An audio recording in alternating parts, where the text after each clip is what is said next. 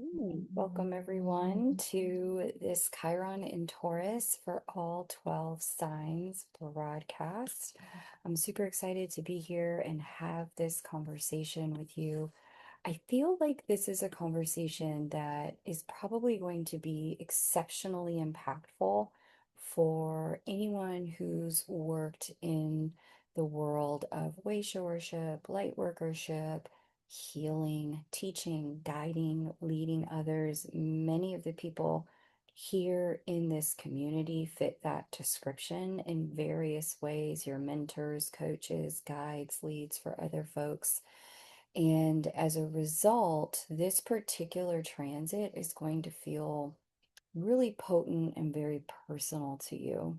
So, if you're joining me inside of Star Club at the tail end of this presentation and conversation, we are going to have conversation about Chiron and all 12 signs. If you're joining me on YouTube, you'll just get the historical and the general interpretation parts, and that's fine. But of course, if you'd like to grab the recording of this session and learn what this is going to mean for you, for your chart, then you're going to want to join us in Star Club. So, in today's conversation, we're going to talk about Chiron's mythology and movement, what Chiron and what Taurus represent independently. But then we'll bridge the gap and talk about what Chiron in Taurus has represented, both historically and with present dates and happenings. I'm going to get into some predictions and things that you can expect to see with Chiron in Taurus, things that personally I'm either starting to trend track or my guides have said to me, be on the lookout for this. People are going to need that. Then we'll land at Chiron and Taurus for all 12 signs. Again, that part will be exclusive to the Star Club community. And then we'll have time for Q&A and dialogue on the back half if you are a member of Star Club. All right, so let's talk a little bit about was Chiron. What's the mythology here? What is it that brings us into this particular conversation? So Chiron was the eldest and wisest of the centaurs, and unusually so, among them, he was known as an immortal. He was a son of the Titan Cronus, aka Saturn, in the Roman mythology, and the nymph Philyra. When Cronus's affair with Philyra was interrupted by Cronus's wife, Rhea, because, yeah, why are you doing that? He transformed into a horse to hide. I, so many jokes I can make about this, but I'm going to refrain. And this union produced a son who was half man and half horse. Overwhelmed by the shame and the sight of the child, Philyra abandoned him on Mount Pelion, and his father refused to take responsibility for him, which thematically we understand a few things about history now.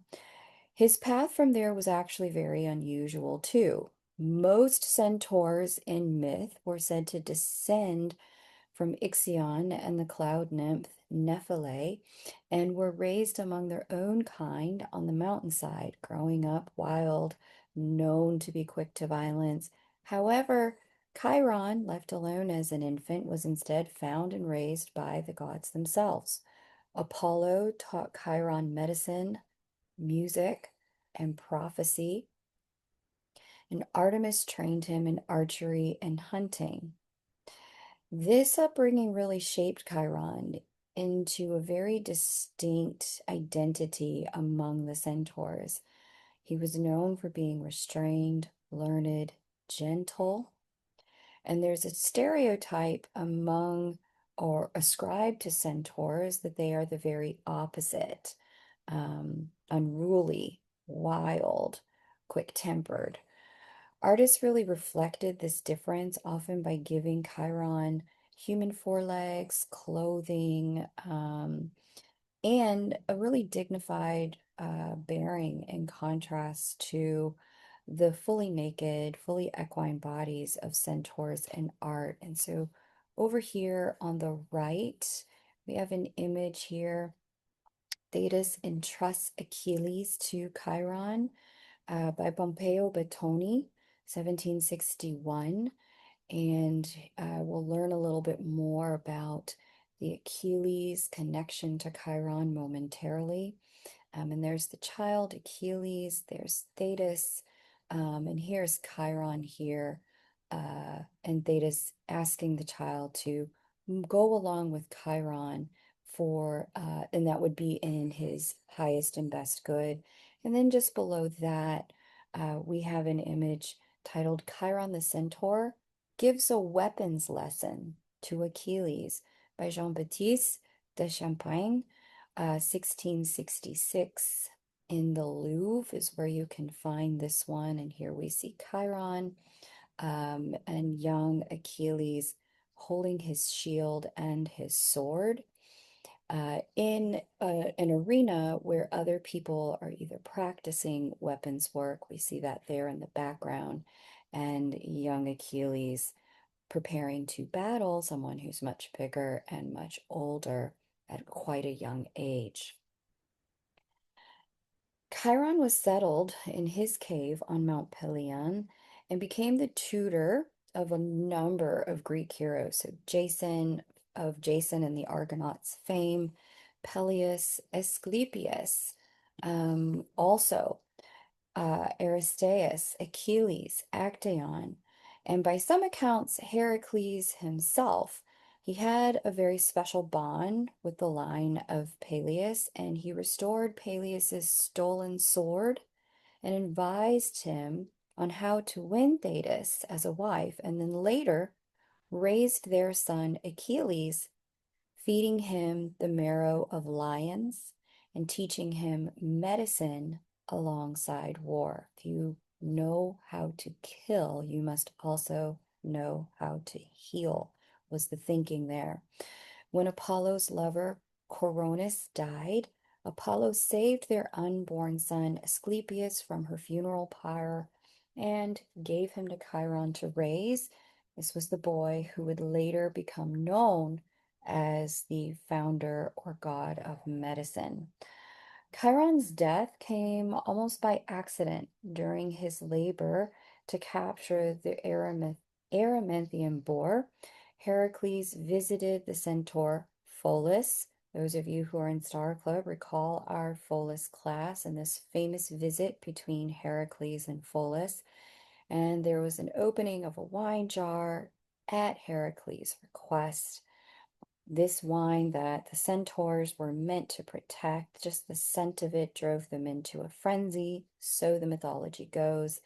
And in the ensuing battle, one of Heracles' arrows, poisoned with the Hydra's blood, struck Chiron. As an immortal, he couldn't die, but the wound was incurable, the pain unbearable, and in the end, Chiron traded his immortality to free Prometheus, who was suffering eternal punishment for stealing fire for mankind. Now, Zeus honored the exchange and placed Chiron among the stars as the constellation Centaurus, also known as Sagittarius. And over here on the right, we see the Education of Achilles by Chiron. This is a fresco from the Herculaneum in the 1st century, now present in the Museo Archeologico Nazionale in Naples. And then below, we see the education, we see Achilles assigned to the centaur Chiron by Girolamo Donini. And so Chiron really, it's interesting. It's a very interesting twist of fate in the Chironic story that he himself, having been abandoned, was then entrusted with so many young children who then later went on to become legendary heroes. So very interesting. From this mythology, we get our well-known astrological themes associated with Chiron, including being different and unique within your family lineage, Chiron's origin, having a Titan father, a nymph mother, having immortal nature set him apart in form and in destiny from the rest of the centaurs, making him an outsider by birth rather than an outsider by choice. We also have the theme here of being abandoned and then being adopted. Philyra's rejection of Chiron at birth, driven by shame at his appearance, left him without a mother to claim him, and his father was absentee. Kronos, as many of the other gods on Mount Olympus, were known for their infidelity and cheating, and also not taking responsibility for many of their offspring.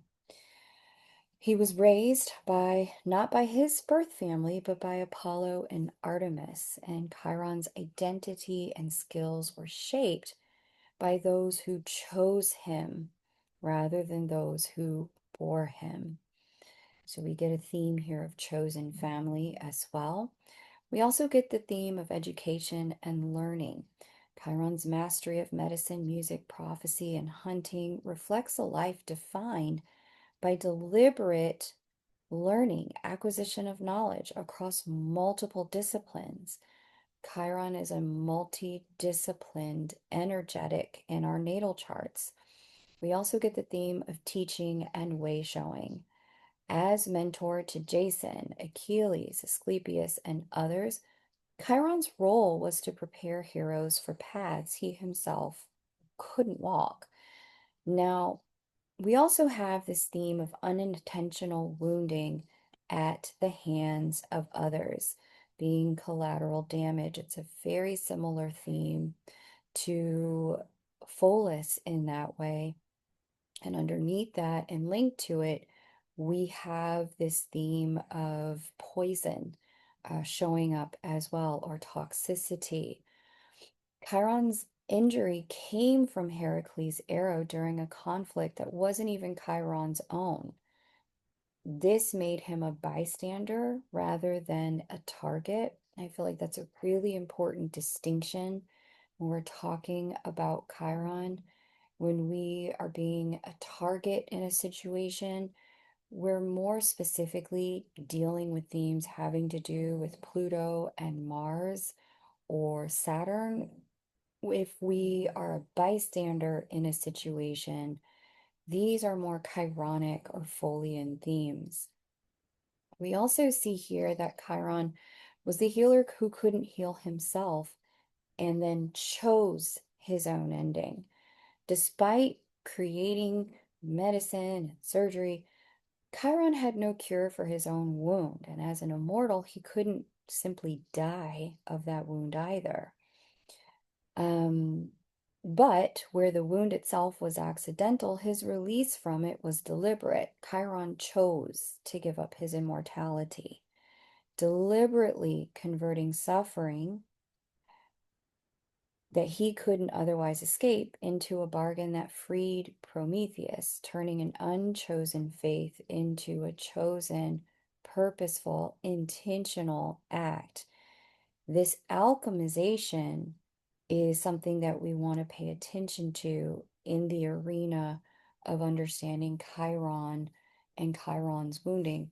So often in the astrology, we hear people want to talk about the ever wound or the wounding that goes on forever in a tone and a manner that presents it as inescapable.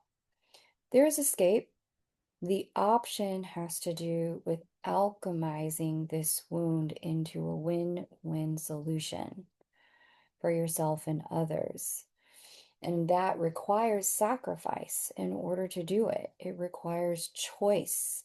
It requires deliberation and decision in order to do it. And so it's important to recognize that this, I've said this quite a bit, but I really want to highlight, underline, bold, and italicize it here now for us as a community. This constant identification of wounding with Chiron really erases the totality of everything that Chiron can bring to the table in our charts and in our lives and by transit. It also simplifies and minimizes the power inherent in the choice to alchemize and the potency and agency available to us in our Chiron transits.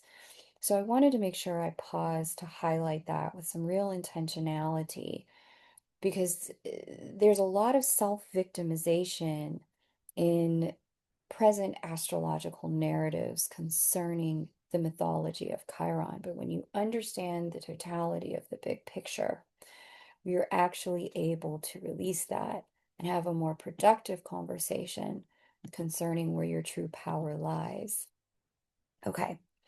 We also get a theme of straddling two natures here. Chiron's half human, half god, half horse sort of energy here. It's actually three natures, it's a triad nature, really positions him as having access to all worlds, the capacity to relate to all entities and all beings because he is all of them at once. There's a theme here of raising children who are not your own, tending to the care of others. Beyond being adopted himself, Chiron became a foster figure to others. Asclepius, aka Achilles, extending care that he never received from his own parents, thus interrupting what could have been passed on as a generational trauma. Very important to recognize that there's opportunity to transcend generational trauma, not just be marked by it with Chiron energy and Chiron placements. We also get influence carried forward through others rather than through one's own bloodline.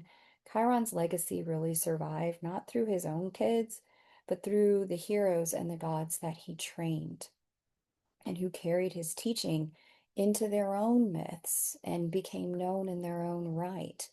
And so there's true early definition here of way showership, light workership here in the Chiron mythology. Unintentional harm from within a trusted circle is a theme here. Chiron's wounding occurred at the hands of someone he trusted. That was Heracles, a former student and a friend, rather than at the hands of an enemy. And this adds to the circumstance. What do you do when you feel like trust gets broken by unintentional harm? How do you repair unintentional harm? And we get it. We've all been in those situations where just because harm wasn't intended doesn't mean harm wasn't done. But with the Chiron movement and Chiron representation by transit and in our chart, we get the opportunity to move into a cycle of actual repair and be the alchemical force that transforms unintentional harm into intentional resolution. We also get the transformation into a lasting symbol after death, Chiron's placement among the stars as Centaurus, Sagittarius, reflects an afterlife defined by permanent commemoration rather than continuation of a suffering self. So, really beautiful information there about Chironic legacy. Let's talk about Chiron in transit. Chiron takes 50 years to orbit the sun. And when Chiron changes houses, changes signs, it introduces all of those themes that we just spoke about to that house, to that sign in your chart. And whatever that house represents in terms of people or circumstances or situations, those chironic themes now come into focus for that house in a manner that the sign governing that house dictates. When Chiron approaches a planet in your natal chart by transit, it introduces all of the themes that I just mentioned to you to that aspect of your personality that that planet represents, and also to the houses that that planet governs. So you may already, if you're familiar with your chart and you know what sits at late degrees Aries, early degrees of Chiron planetarily, natally, and you know what house that is, you may already be familiar with some of these themes starting to show up in your life.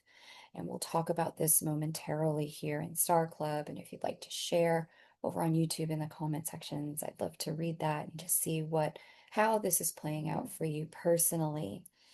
But below, what you'll see here on this particular slide is that Chiron's 50-year orbit is not fully, it's not even. It's actually uneven because Chiron's orbit is elliptical. It's not a perfect circle. And so in each constellation, from our vantage point here on Earth, it appears to sit in specific constellations longer and specific constellations shorter. And we have the astrologer Belida Matwali to thank for making this easy to see at a glance. She has some very interesting work over on her website. I've never met her, but I found her site in my research. I will be linking her information below. Thank you, Belida, I think it's Belida, for making this easy to access and understand. Really want to give credit where that credit is due. So let's talk about what Taurus represents, and then we're going to get more into bridging the gap between Chiron and Taurus together. I'm taking a little bit more time in this presentation because, again, I feel like for our community, those who identify as healers, guides, leaders, teachers, this particular transit is going to feel quite personal. So in the light, we know that Taurus appreciates beauty in every form, not just physical beauty, of course, or attractiveness, but a well-made object, a well-manicured garden, a well-set table. It notices, it gathers, and it keeps beauty close. It cultivates beauty rather than treating it as abstract. That appreciation also extends to a taste for luxury and the finer things in life, not necessarily for status, but for the felt difference between an ordinary version of something and a genuinely, exceptionally well-made one with exceptional craftsmanship and artisanry. Taurus will wait or will work for quality rather than settle. Money things will show up here too. Money matters, both making money and saving money. Taurus really does tend towards supporting a practical relationship with material resources, building material security over time. Taurus energy can be very uneasy with instability, in continuity, or waste. It's very driven toward comfort that doesn't depend on luck. And at its core, Taurus governs the five senses, things that taste, feel, smell, look, and sound good.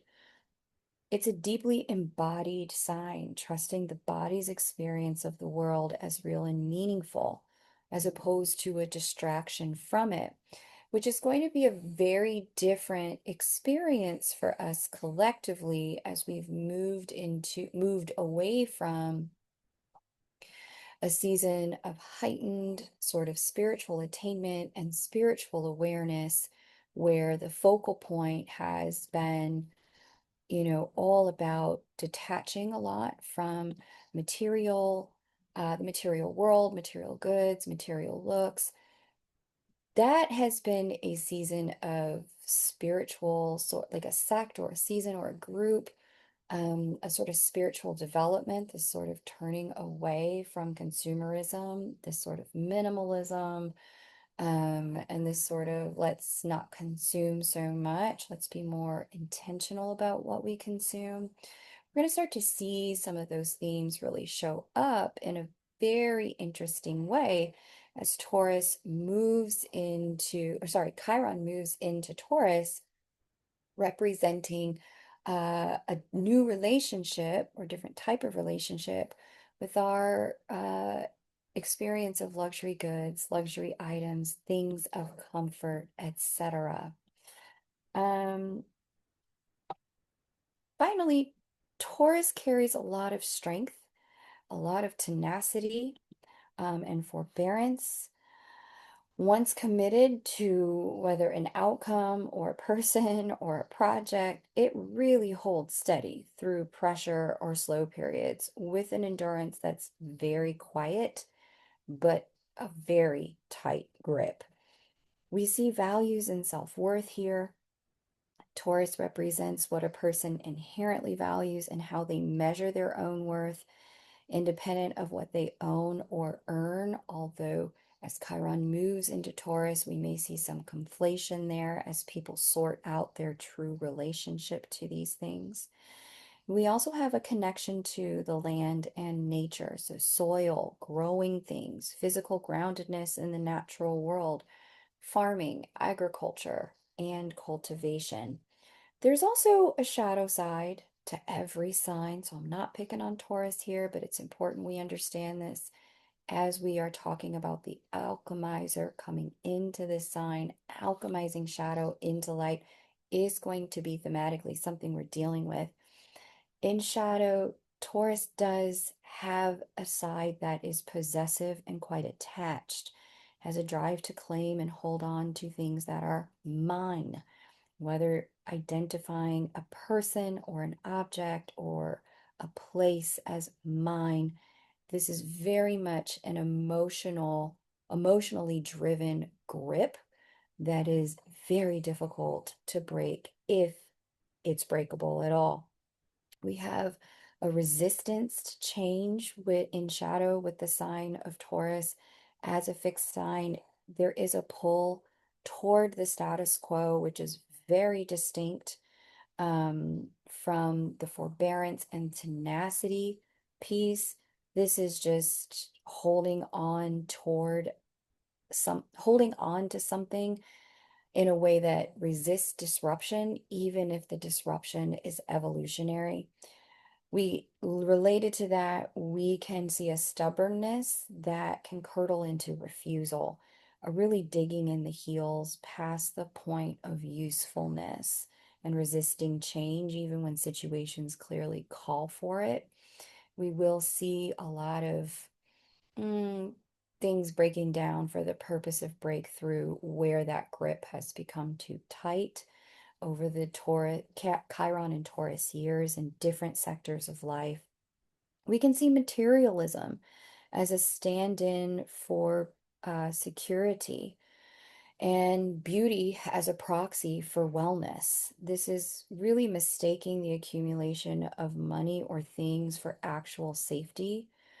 We see also the glamour and the masking of ill health or unwellness with beauty product, beauty procedure. We can have that sort of dual nature here with Taurus and shadow. Overindulgence and gluttony, of course. Possessive control, really treating people as objects, children as objects, resisting their autonomy or growth because it threatens your personal sense of ownership.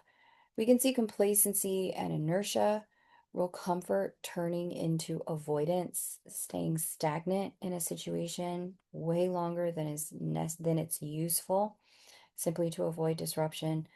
Taurus is known for an even temper until repeatedly provoked and then can erupt disproportionately, since the anger rarely gets exercised in smaller doses. And this is also where we see self-worth really collapse into net worth, identifying or the identity really coming down to what's owned or what's earned, leaving very little sense of self once the material self is stripped away. So thematically, we see money and material security as Chiron enters Taurus, how income, savings, and financial stability get built or lost or rebuilt. We see the line between security and hoarding get tread very narrowly, depending upon what you will be working on alchemizing during Chiron and Taurus years. We have a lot of themes around the body and embodiment, physical self-image, health, the five senses, how worth gets tied to appearance or physical experience. We have a theme around intrinsic values and self-worth, all about what a person believes matters independent of money or body. Um, what is important to you, and we'll really see that get exposed during the Chiron and Taurus years. Land, nature, and resources is a huge theme here as well. Humanity's relationship to the earth itself, agriculture, sustainability, and our dependence on the natural world. So we'll see some changes concerning these things, and I'll talk more about some of those in a minute. We have chosen family, teaching, and legacy as a theme. So mentorship, adoption, chosen family, theme, people that carry us through life and bonds that are stronger than blood. And lastly, we see a huge theme here around the distinction between stability and stagnation. The tension between these two will foster a lot of change over the Chiron and Taurus years. So historically, here are the dates that Chiron has been in Taurus: 1927 through 1933, 1977 through 1983, and now again 2026 through 2034. For so many people who are active on YouTube, you may have been alive during this middle series here, 77 through 83. But most of you, this is going to be your first experience of Chiron and Taurus 2026 through 2034.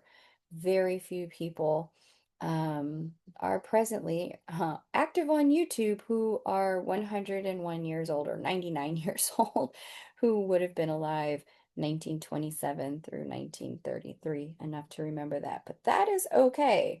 I'm going to bring you into some historical happenings so that you understand how history, yes, can repeat itself, and what what may be in store for us in these next 7 or so years, 7 to 8 years. So let's talk about that first transit, 1927 through 1933. Um, this is calculated retroactively because Chiron wasn't discovered until many, many, many decades later.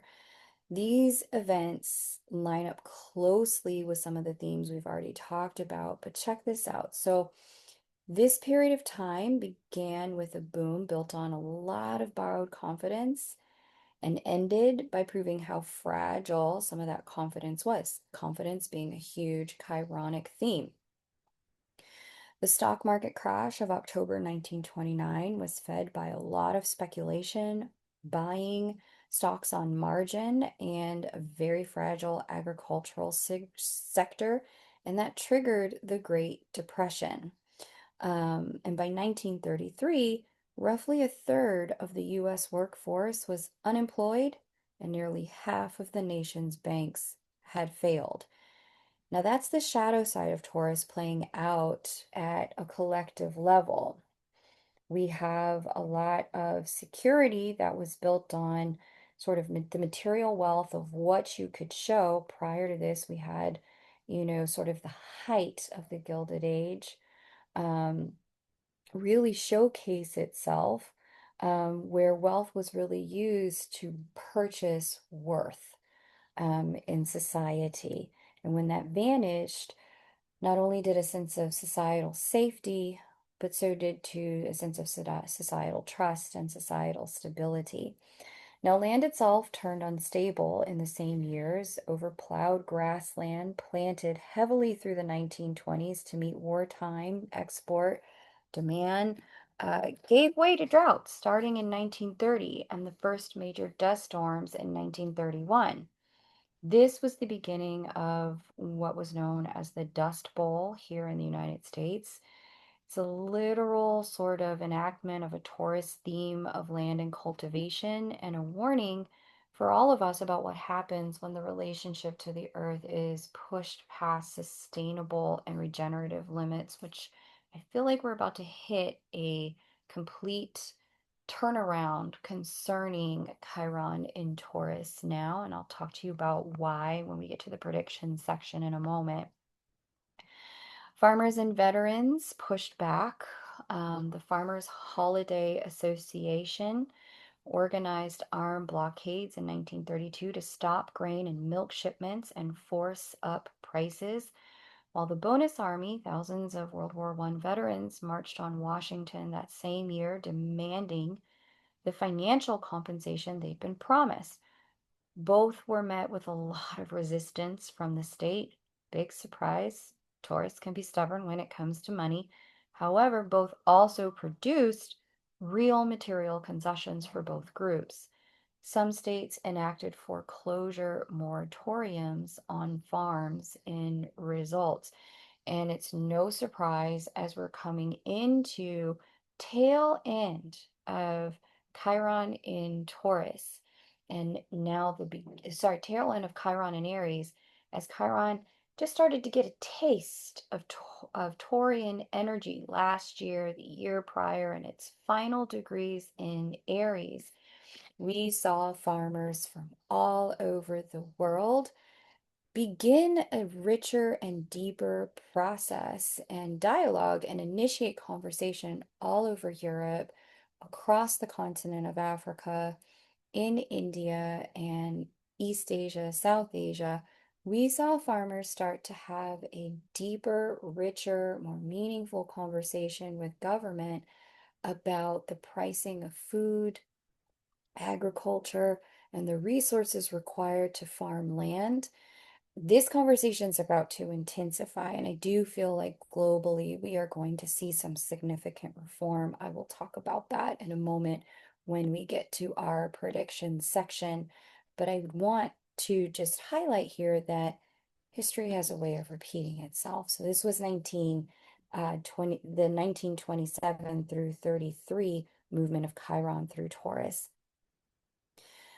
Once the federal response came, it targeted exactly some of the domains that Taurus governs. In 1933 alone, the stop that, Adjustment Act, the Agricultural Adjustment Act and Civilian Conservation Corps addressed land and farming.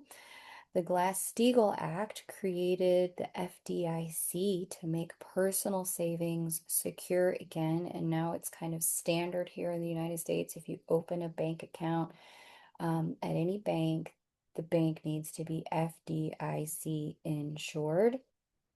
And President Roosevelt's Executive Order 6102 confiscated private gold, then devalued the dollar by nearly 60%, upending what money itself was worth almost overnight. Very literal version of a Chiron and Taurus themes, institutions being forced to rebuild the rules around money and security after they'd catastrophically failed people.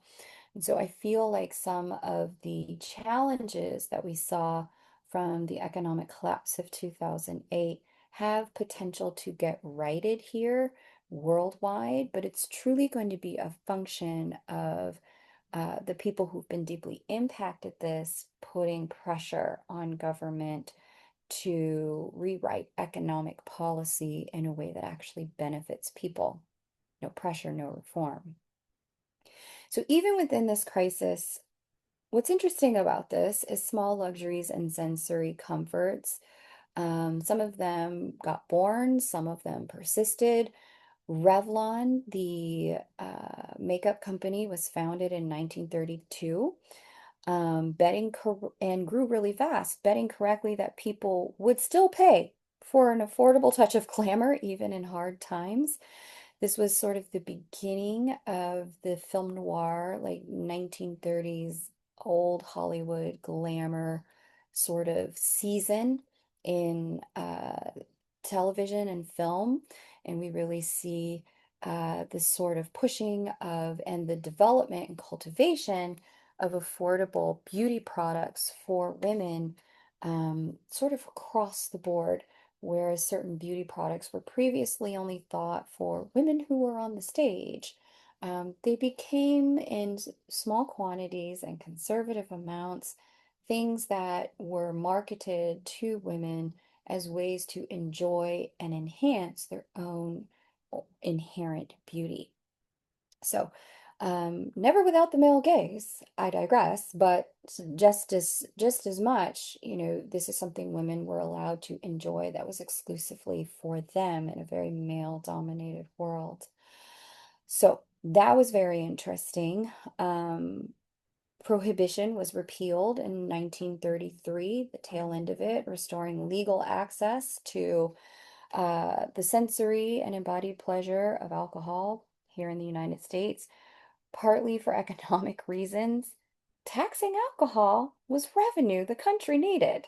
So keep an eye out for things like that, where luxury or designer goods, or beauty products, or things that are not necessities for life, but absolutely enhance quality of life.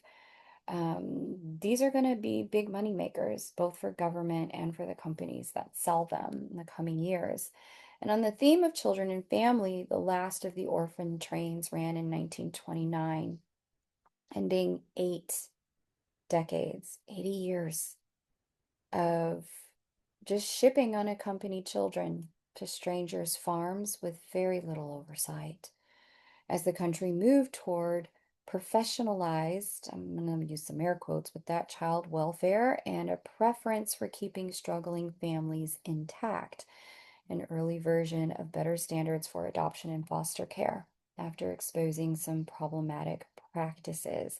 I feel like there's going to be a tie into that. We'll talk about this when we get there, to what we're seeing now here in the United States in the way that migrant families are being separated, immigrant families being separated, adults from children. Where are all these children? What's happening to these children? Why is nobody talking about these children? Where did they go? Where did their families go? I think we're about to see some reform on that front. But once again, really that change happened, um, specifically as there was some pressure for reform. Um, there were foster care systems were exposed for problematic practices, and I think some exposure will precede some evolution here as well. Okay, so that's 1927 through 33. Let us discuss this next set. So this later years, the 1977 group, so 77 through 83 period of time. Here's an interesting coincidence. So Chiron itself was discovered on November 1st, 1977. I find that very interesting that it was discovered in Scorpio season, the sign of alchemy and alchemizing pain into power. And here we are, Chiron getting named, this particular celestial object getting named Chiron, when the mythology is all about alchemizing pain into power, powerlessness into powerfulness in the Chironic mythology. So, right in the middle of its exact transit, Chiron in Taurus, it was found during that 28-day window of a Scorpio season transit. So humanity found this wounded healer archetype while it was passing through the sign of the body, land, and money. Farmers organized again. Go, farmers, go. echoing the farmers' holiday movement 50 years earlier, almost exactly on cycle. So the American agriculture movement formed in 1977 after our farm bill dropped crop prices below the cost of production and then staged tractorcades through 1978 and 1979, driving farm equipment into Washington, D.C. to demand relief. It's no accident and no coincidence to me that we see farmers doing this all across the French countryside, other European cities and countries, finding that their farmers are rolling into the cities and dumping grain, potatoes, manure in protest of the way economic policy unfairly impacts their capacity to continue to survive and thrive. So worldwide, we're going to have the continuation of this conversation from 77 all the way now in 2026 that's already started. So that's very interesting. That instability deepened into the 1980s farm crisis. The Federal Reserve, fighting inflation, pushed interest rates as high as 21% between 1979 and 81, and land that had been bought on leverage during cheaper credit lost up to 60% of its value in some regions by 1985. Imagine you had bought a piece of property thinking it was a safe investment and the equity would climb and ensure your family's security for generations to come. And then overnight, a decision gets made that what your land and your property costs is worth 60% of its original value. Yeah, that made a lot of people hot. It would make you hot too. And farmers were forced to foreclose on some of their land, and many were displaced by tens of thousands. Meanwhile, speculators tried the inverse move. There was a couple of brothers called the Hunt brothers that attempted to corner the silver market in 1979, driving the price from $9 to $50 an ounce before it collapsed by more than half in a single day in March of 1980, known as Silver Thursday. Two sides of the same coin there, land and precious metal, two of the oldest forms of stored value and material resource, proving unstable at the same time. Now, on the adoption and family front, the Indian Child Welfare Act, passed in 1978, directly responded to decades of Native American and Indigenous children being forcibly removed from intact families and placed in non-Native homes. This was a federal effort to correct a very specific, documented harm done to children under the banner of placement and quote unquote care. Now, what's interesting is that, again, I feel like given the circumstance here in the United States around migrant families, immigrant families, we're going to see some reform. This conversation is very much not over. We're going to see some huge reform on this in the years to come. We also see here the body and senses got their own cultural moment. So at this time, the supermarket known as Whole Foods Market opened in 1980, merging natural food stores into something built for a broader audience rather than just a sort of fringe health nut niche. Also, Jane Fonda's workout video released in April of 82 and became the best-selling home video of its era, launching the aerobics boom and pulling millions of women into fitness culture. It's worth noting the shadow side. The video preached that fitness wasn't about appearance while still presenting only one very narrow body type on screen. This was a real-time example of,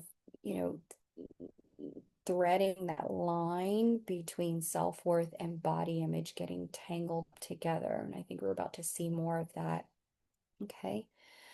And in September of 82, 7 people died in Chicago after Tylenol capsules were laced with cyanide in a case that's yet to be solved. The response was very swift.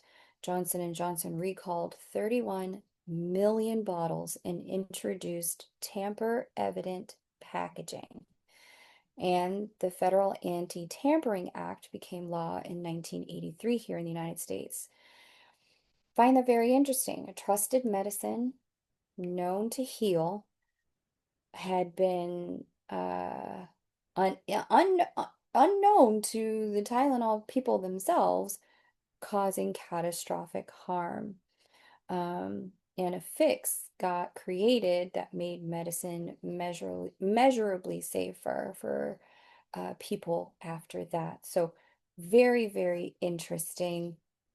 Um, So, present time, we do see a few things going from various periods in history.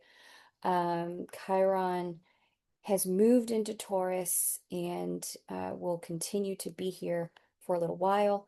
Uh, 2026, it dipped in June 19th.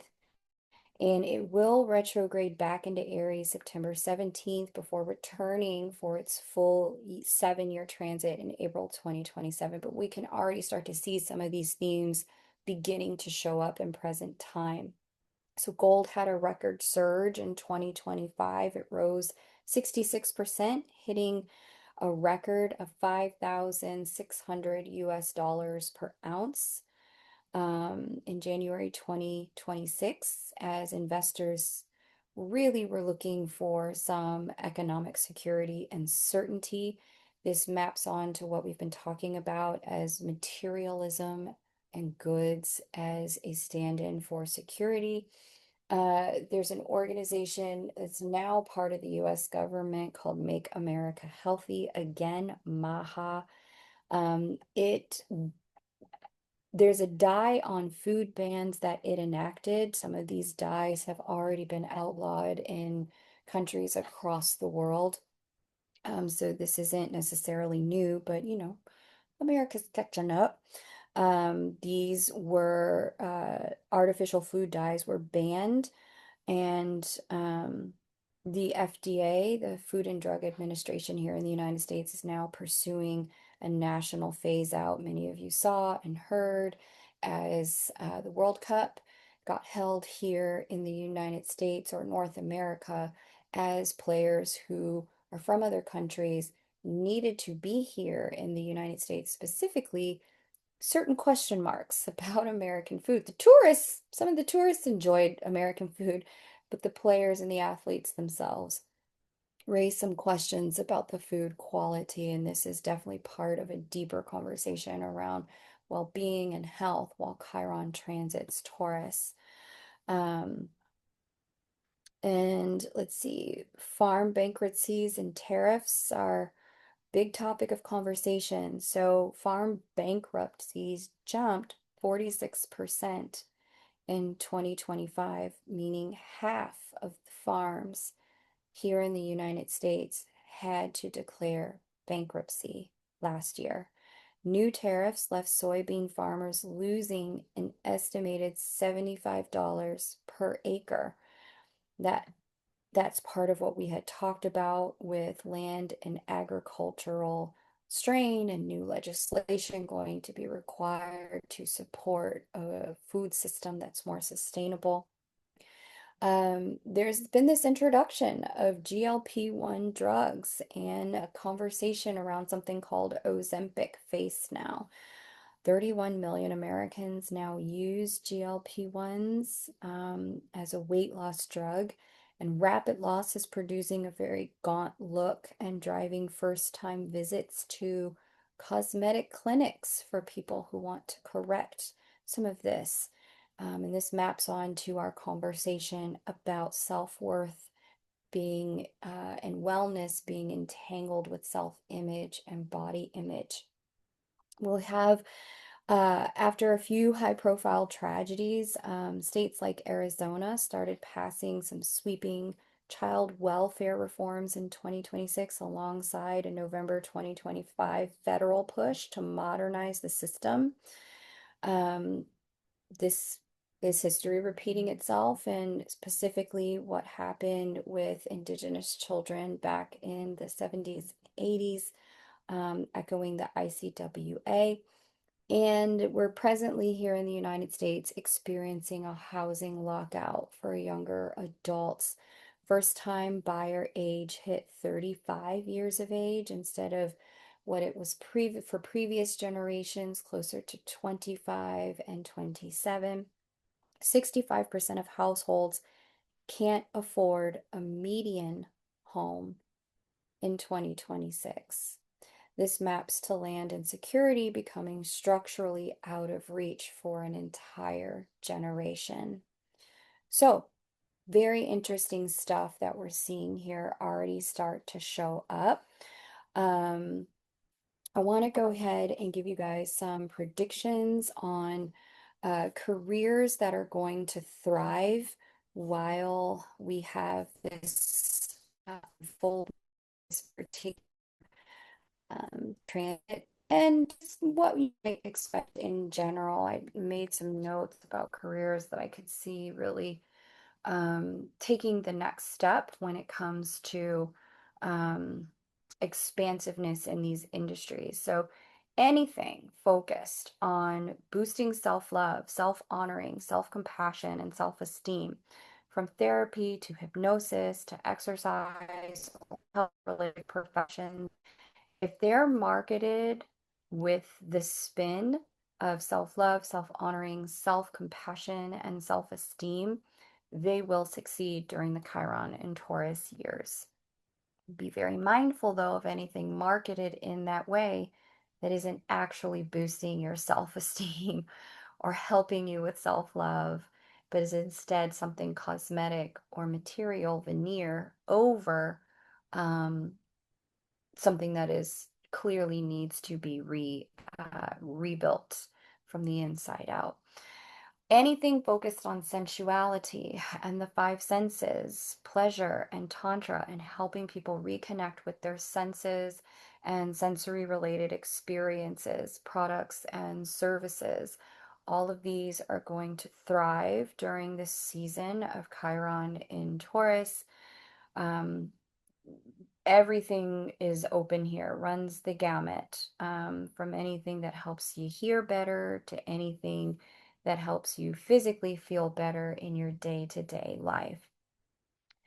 Any product or service or experience that caters to body positivity, body image, being the best physical presentation of yourself, most beautiful presentation of yourself. So, stylists, image consultants, and coaches on mindset and well being who want to work from the inside out will also thrive while Chiron is in Taurus. Anyone working in the arena of somatics and restoring trust and safety in one's own physical body, massage therapists, physical therapies, and other body therapeutic services will all thrive during the Chiron in Taurus transit. We'll also see escort services that are focused on full experiences for the five senses, not just the act of physical intimacy, although that will still be included. Services offering the full girlfriend, the full boyfriend experience, those will thrive. While Chiron is in Taurus, mind local laws. Got to put that in there. Financial coaches, guides, and influencers of all sorts, making money, keeping money, growing money. If you are the type of person who can help someone with that, this season of Chiron and Taurus will have a lot of people focused on healing their relationship to money and seeking guidance, leadership, and education to do so. So this is a great time for you to expand your business. Beauty and wellness industry, professional services, products, and experiences we're going to see a deeper link between beauty and wellness when it comes to marketing, both from the being healthy means being beautiful, and being beautiful means that you're healthy angles with greater emphasis on natural beauty, even if it's produced by unnatural means. And so, especially where people have self-esteem problems conflated with a problem, or it's just too entangled here, this will be a significant season of detangling these and healing for yourself. We will also see, and those professionals who can help others heal in this way, you will thrive during this particular season of Chiron and Taurus. Let's see, service industry, solopreneurs, coaches, and therapists in particular are going to be called upon to do significantly more validation work than transformation work. This is all about helping people accept, appreciate, and approve of themselves rather than change themselves. The new personal transformation will be uh, personal acceptance as we move into the Chiron in Taurus years. We'll also see professionals in the arena of the culinary arts and farming get a boost from this transit. Again, we've had a lot going on historically as Chiron transited Taurus concerning agriculture and farming. I really do believe we're going to see any professionals in the arena of agriculture and farming and educating others about agriculture and farming see their careers get a big boost by Chiron's transit through Taurus. All careers focused on providing and enhancing comfort, treating yourself, pampering yourself for other folks, as well as products and experiences focused on this theme. Everything from shoes to sheets, people are going to be looking for ways to feel more comfortable in an increasingly unstable and uncertain world. No private pleasures to full-on luxury experiences will all thrive here if they provide comfort. Now, all of those professions, I believe, are going to expand and get a boost if any of these are your personally aligned path. Now, if you're being guided to be elsewhere, know that even if you've chosen one of the paths that I just mentioned, if it's not your personally aligned path, it will still be a bit of a struggle for you. It's because you're supposed to be moving to where you are aligned during this particular season in Earth's years, in the final years of the 2020s. Personal alignment and self affinity are going to be a core driving theme of Chiron in Taurus in people's individual and private lives. So, other predictions that I have for Chiron in Taurus include anti-bullying efforts, intensifying in schools and communities and workplaces, with cyberbullying being a core focus in the first 3 years as Uranus and Chiron are in aspect to one another. Making safer beauty industry products and protocols, I believe, is also going to become a significant conversation inside of this next stretch of time. I believe we're going to start to see um, making medicine safer and exposing and correcting practices that cause unintentional harm to the body. We've already started to see massive push around the elimination and detection of, before we can eliminate and eradicate microplastics in the body, microplastics in the food and in the land, forever chemicals, these PFAS in um, makeup and food and water, these sorts of things. We're starting to have that conversation. That conversation is set to intensify over the next stretch of time while Chiron is in Taurus. We are also going to see um, greater awareness about the chemicals and products that undermine public health and personal safety as part of this conversation. I believe we're going to see better standards for adoption and foster care after a period of exposing problematic practices and people who have maybe taken advantage of the system, as Chiron and Pluto are also in communication together. Certainly in the Plutonian mythology, we see the kidnapping of Persephone, dragging her to the underworld before her mother eventually rescued her. I believe we will see this exposure while Chiron and Pluto are in conversation alongside Uranus around circumstances concerning human trafficking, which we've certainly already seen worldwide. But in addition to that, how that impacts children in particular, and a rewriting of legislation for greater protection after this period of exposure moves into the period of alchemy toward healing for all of us collectively. I believe we are going to see the resale of luxury and designer goods and the value of resale items continue to rise with a focus on authentication and the question, is it real or is it a knockoff? This is going to be across the board from bags to vehicles, furniture, and clothing. People really wanting to invest in items that not only make them feel good and make them look good, but also might have real resale value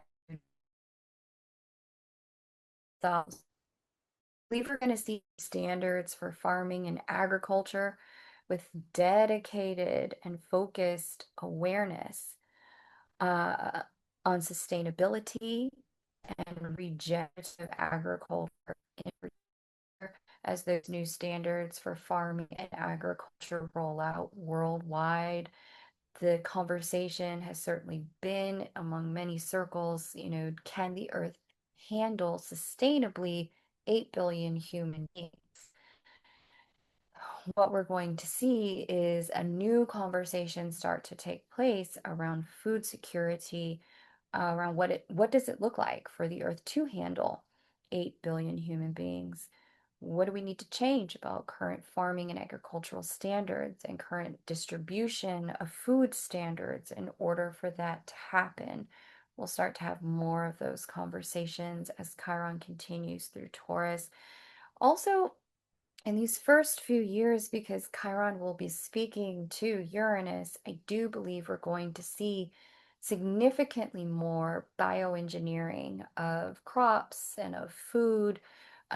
We've certainly seen here in the United States that there are several companies that have received FDA approval for lab-grown meat, and these are companies that are like major meat distributors and across the United States for fast food chains and uh, grocery stores as well. So be on the lookout for that. This sort of, part of the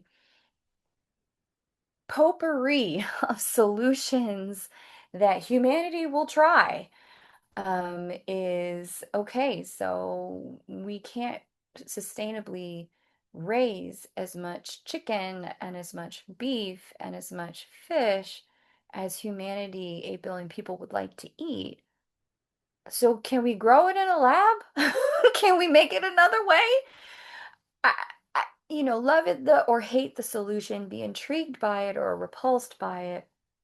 It speaks to the fact that we're trying to solve food crisis problems, food insecurity problems as a collective here on the planet. And I also think we're going to see here in the United States, this is my final prediction, an end to separating children from migrant families in the United States who are undocumented, and greater protections for undocumented labor, particularly farm labor and luxury goods factory labor across the globe.